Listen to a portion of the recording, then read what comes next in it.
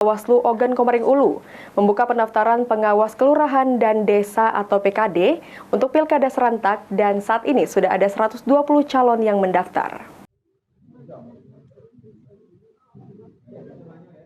Pendaftaran untuk pengawas kelurahan dan desa atau PKD untuk pemilu kepala daerah serentak di 147 desa kelurahan telah dibuka.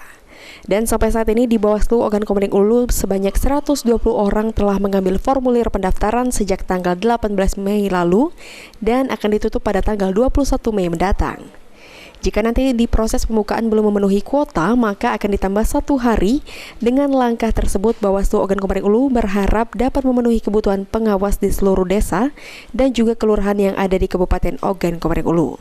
Buka pendaftaran PKD yang sudah dibuka berapa hari.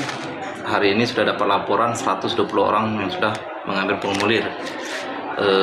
Penutupannya besok. Kalaupun memang belum terpenuhi kuotanya, akan diperpanjang 1 hari. Untuk syarat? Untuk syarat ya seperti biasa, ini pendidikan, KTP, karena ijazah terakhir penting kan. Pembukaan pendaftaran sendiri bertujuan untuk memastikan pengawas pemilu di tingkat desa dan kelurahan dapat berjalan dengan baik dan maksimal. Bagi masyarakat yang berminat untuk menjadi pengawas pemilu, diharapkan segera mengambil formulir dan mendaftarkan diri sebelum batas waktu yang telah ditentukan.